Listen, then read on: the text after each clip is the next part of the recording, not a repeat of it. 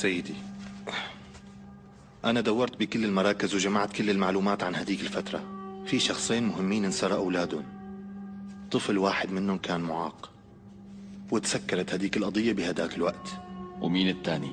محمد قرخانلي. كيف يعني؟ محمد قرخانلي كان يقوم باتصالات سرية مع الدولة إنه ابنه الوحيد انسرق بوقتها عن طريق عملية سرية من مزرعته، وهي العملية. بس يا ترى هي العملية من طرف الدولة ولا من طرف جهة تانية؟ والله راح عن بالي هذا الشيء. محمد قرخانلي اجى لعندي وقابلني، وانا تمسخرت عليه وقتها وما اخذت بكلامه، وقلت له شو لنا علاقة بهالشيء، وليش لحتى نسرق الاولاد من اهلهم؟ وحتى وقتها كان محمد قرخانلي من جماعتهم وما كان عنا اي مشاكل معه. بس في شغلة غريبة بهالقصة.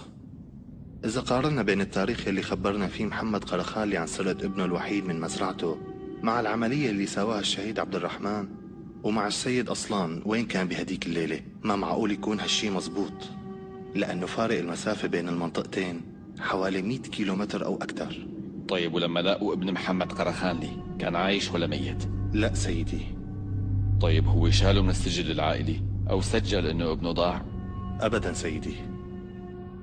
بينسرق ابن محمد قرخانلي وبيضيع منه، وبيطلع أصلان مع عبد الرحمن بعملية، بيستشهد عبد الرحمن وأصلان بيلاقي الولد وبياخده معه، وبعدين بيروحوا بيسلموا لدار الأيتام وبينبهن إنهم يهتموا فيه منيح، وبيتسمى الطفل علي جاندان، وبيفوت أصلان بمركز الاستخبارات، وبعدين بيدخل علي جاندان بمتاهات بعد حادث سيارته وبيقول إنه مات، وبيدفن بداله جثة شخص تاني والعظام اللي طالعوا من القبر.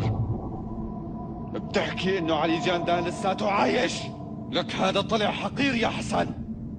ساوى بين الدولة ومحمد قرخانلي حرب، ووظف ابن محمد قرخانلي ليشتغل لصالح الدولة، وخبى هالشي عني أنا وخباه عن الدولة.